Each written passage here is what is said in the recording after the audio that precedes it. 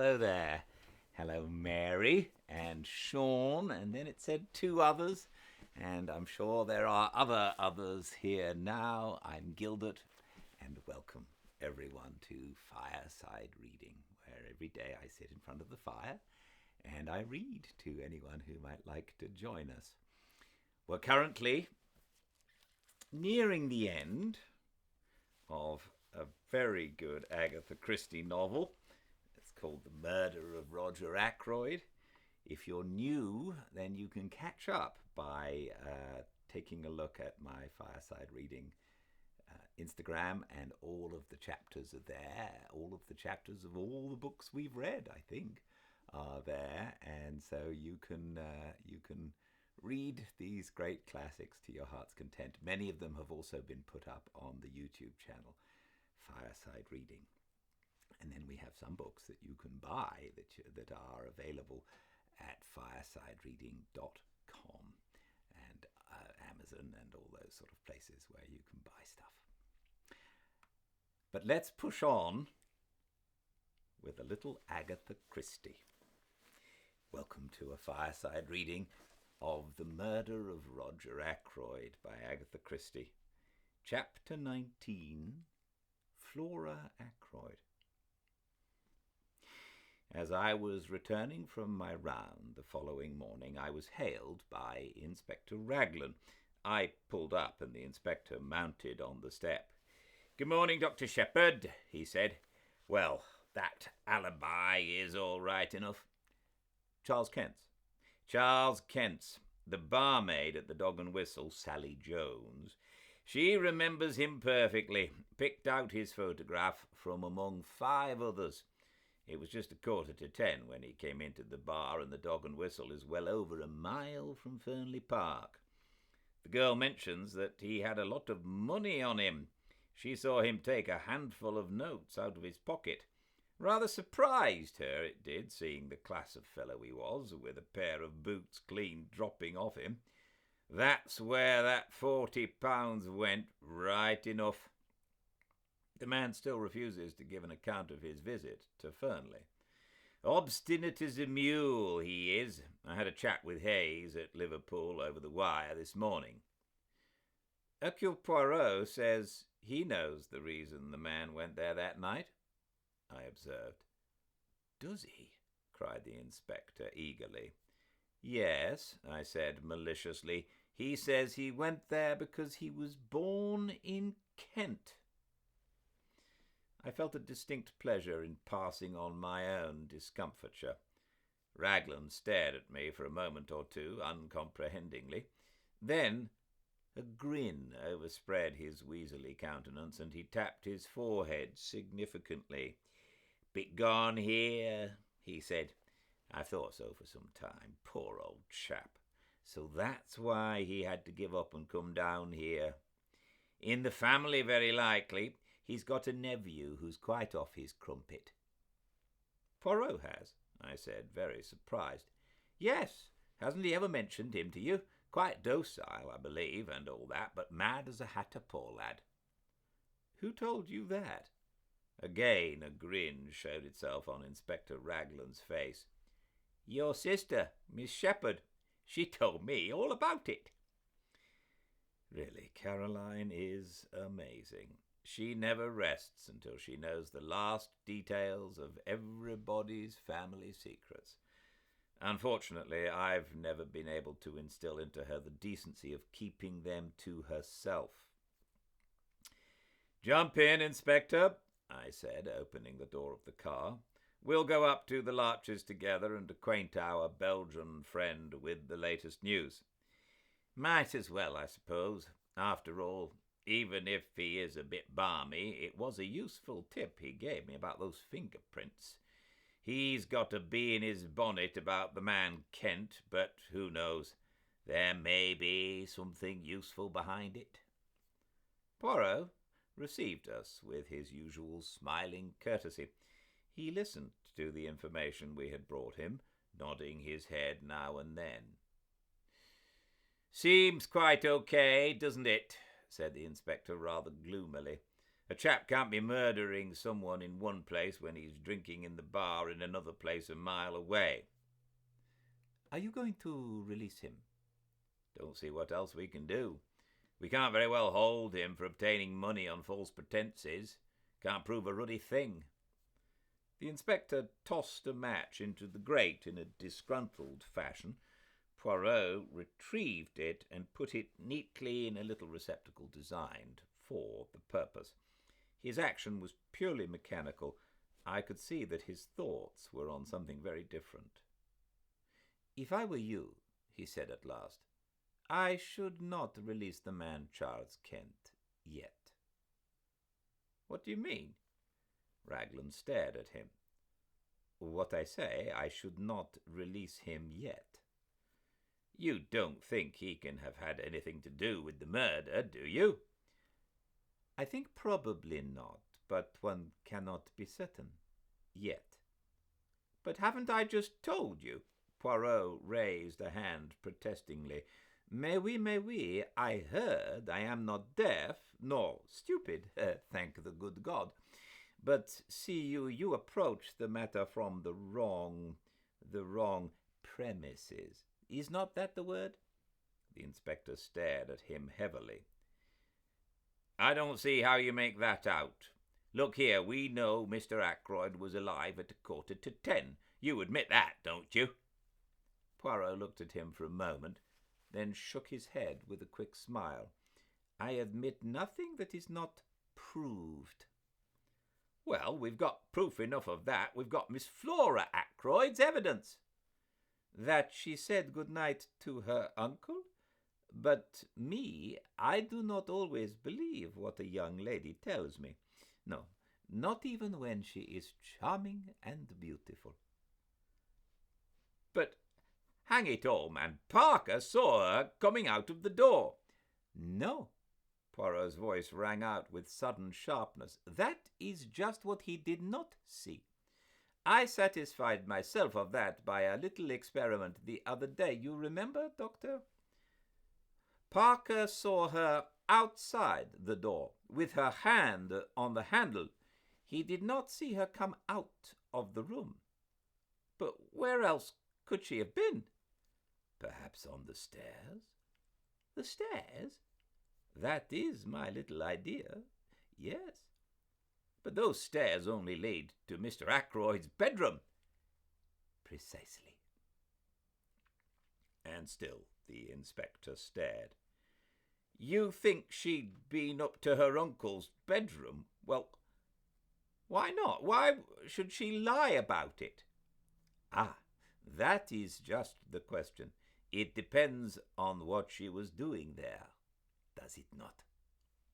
You mean the money? Hang it all, you don't suggest that it was Miss Ackroyd who took that £40? I suggest nothing, said Poirot, but I will remind you of this. Life was not very easy for that mother and daughter. There were bills. There was constant trouble over small sums of money. Roger Ackroyd was a peculiar man over money matters. The girl might be at her wit's end for a comparatively small sum. Figure to yourself then what happens. She has taken the money. She descends the little staircase. When she is halfway down, she hears the chink of glass from the hall. She has not a doubt of what it is. Parker coming to the study. At all costs, she must not be found on the stairs. Parker will not forget it. He will think it odd. If the money is missed, Parker is sure to remember having seen her come down those stairs. She has just time to rush down to the study door with her hand on the handle to show that she has just come out when Parker appears in the doorway. She says the first thing that comes into her head, a repetition of Roger Ackroyd's orders earlier in the evening, and then goes upstairs to her own room. Yes, but later, persisted the inspector, she must have realized the vital importance of speaking the truth. Why, the whole case hinges on it. Afterwards, said Poirot dryly, it was a little difficult for Mademoiselle Flora.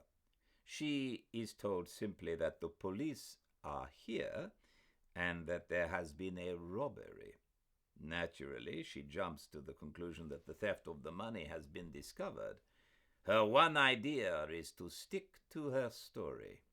When she learns that her uncle is dead, she is panic-stricken. Young women do not faint nowadays, monsieur, without considerable provocation. Eh bien, there it is. She is bound to stick to her story or else confess everything, and a young and pretty girl does not like to admit that she is a thief, especially before those whose esteem she is anxious to retain. Raglan brought his fist down with a thump on the table. "I not believe it," he said. It's not credible. And you've known this all along?" "The possibility has been in my mind from the first," admitted Poirot. "I was always convinced that Mademoiselle Flora was hiding something from us. To satisfy myself, I made the little experiment I told you of. Dr. Shepherd accompanied me." "A test for Parker, you said it was," I remarked bitterly. "Mon ami," said Poirot apologetically, "as I told you at the time, one must say something." The inspector rose. "There's only one thing for it," he declared. "We must tackle the young lady right away. You'll come up to Fernley with me, Mr. Poirot." "Certainly, Dr. Shepherd will drive us up in the car." I acquiesced willingly. On inquiry for Miss Ackroyd, we were shown into the billiard-room. Flora and Major Hector Blunt were sitting on the long window seat. "Good morning, Miss Ackroyd," said the inspector. "Can we have a word or two alone with you?" Blunt got up at once and moved to the door. "What is it?" asked Flora nervously. "Don't go, Major. He can stay, can't he?" she asked, turning to the inspector. "That's as you like," said the inspector dryly. "There's a question or two it's my duty to put to you, miss, but I prefer to do it privately, and I dare say you'd prefer it also." Flora looked keenly at him. I saw her face grow whiter. Then she turned and spoke to Blunt. "I want you to stay. Please, yes, I mean it. Whatever the inspector has to say to me, I'd rather you heard it." Raglan shrugged his shoulders. "Well, if you will have it so, that's all there is to it. Now, Miss Ackroyd, Monsieur Poirot here has made a certain suggestion to me. He suggests that you weren't in the study at all last Friday night, that you never saw Mr. Ackroyd to say good night to him, that instead of being in the study you were on the stairs leading down from your uncle's bedroom when you heard Parker coming across the hall." Flora's gaze shifted to Poirot. He nodded back at her. "Mademoiselle, the other day when we sat around the table, I implored you to be frank with me. What one does not tell to Papa Poirot, he finds out. It was that, was it not? See, I will make it easy for you. You took the money, did you not?" "The money?" said Blunt sharply. There was a silence which lasted for at least a minute. Then Flora drew herself up and spoke. "Monsieur Poirot is right. I took that money. I stole. I am a thief. Yes, a common, vulgar little thief. Now you know. I am glad it has come out. It's been a nightmare these last few days." She sat down suddenly and buried her face in her hands. She spoke huskily through her fingers. "You don't know what my life has been since I came here. Wanting things, scheming for them, lying, cheating, running up bills, promising to pay. Oh, I hate myself when I think of it all. That's what brought us together, Ralph and I. We were both weak. I understood him, and I was sorry because I'm the same underneath. We're not strong enough to stand alone, either of us. We're weak, miserable, despicable things." She looked at Blunt and suddenly stamped her foot. "Why do you look at me like that? as though you couldn't believe. I may be a thief, but at any rate I'm real now. I'm not lying any more. I'm not pretending to be the kind of girl you like, young and innocent and simple. I don't care if you never want to see me again. I hate myself, despise myself. But you've got to believe one thing. If speaking the truth would have made things better for Ralph, I would have spoken out. But I've seen all along that it wouldn't be better for Ralph. It makes the case against him blacker than ever. I was not doing him any harm by sticking to my lie. Ralph, said Blunt. I see. Always Ralph. You don't understand, said Flora hopelessly. You never will. She turned to the inspector. I admit everything. I was at my wit's end for money. I never saw my uncle that evening after he left the dinner table. As to the money, you can take what steps you please. Nothing could be worse than it is now. Suddenly she broke down again, hid her face in her hands, and rushed from the room. Well, said the inspector in a flat tone, so that's that. He seemed rather at a loss as to what to do next. Blunt came forward. Inspector Raglan, he said quietly, the money was given to me by Ackroyd for a special purpose. Miss Ackroyd never touched it. When she says she did, she's lying with the idea of shielding Captain Peyton. The truth is, as I said, and I am prepared to go into the witness box and swear to it. He made a kind of jerky bow, then, turning abruptly, he left the room. Poirot was after him in a flash. He caught the other up in the hall. Monsieur, a moment, I beg of you, if you will be so good. Well, sir? Blunt was obviously impatient. He stood frowning down on Poirot. It is this, said Poirot rapidly. I am not deceived by your little fantasy. No, indeed, it was truly Miss Flora who took the money. All the same, it is well imagined what you say. It pleases me. It is very good what you have done there. You are a man quick to think and to act. I'm not in the least anxious for your opinion, thank you, said Blunt coldly. He made once more as though to pass on, but Poirot, not at all offended, laid a detaining hand on his arm. Ah, but you are to listen to me. I have more to say. The other day I spoke of concealments. Very well. All along have I seen what you are concealing.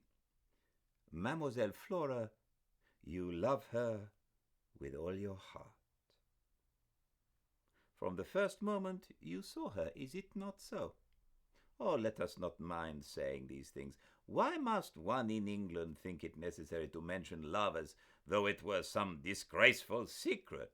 You love Mademoiselle Flora. You seek to conceal that fact from all the world. That is very good. That is as it should be. But take the advice of Hercule Poirot. Do not conceal it from Mademoiselle herself. Blunt had shown several signs of restlessness whilst Poirot was speaking, but the closing words seemed to rivet his attention. What do you mean by that? He said sharply.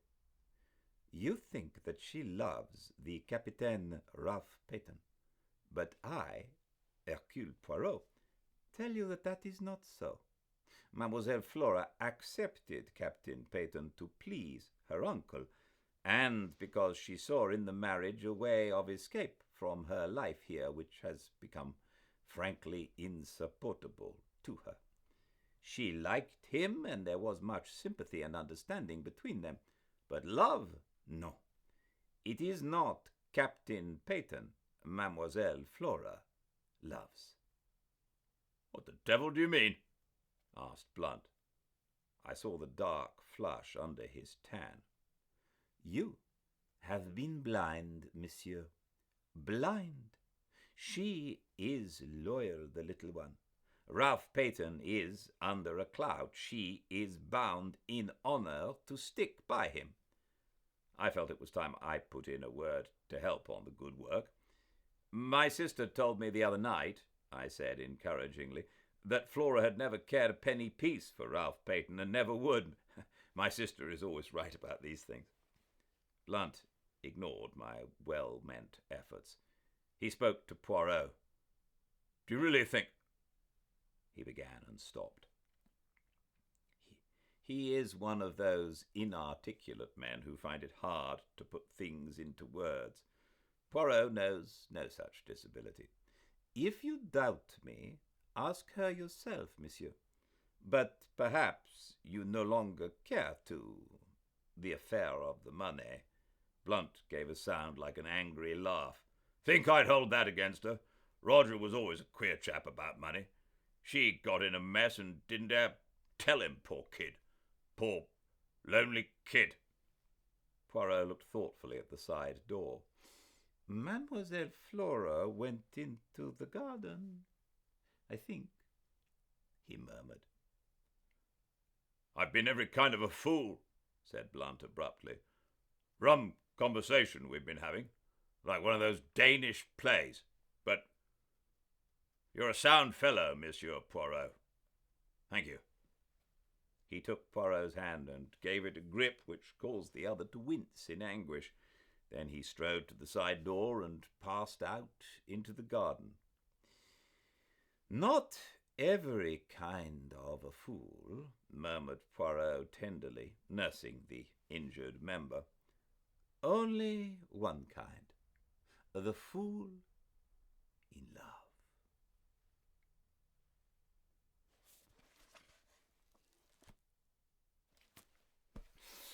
More tomorrow, same time and place at Fireside Reading on Instagram. Yes, I will be here tomorrow. I have one other thing that's going to come into conflict over the weekend, but I'll tell you about that later. So I'll see you all tomorrow, same time and place. Until then, everyone stay very, very well.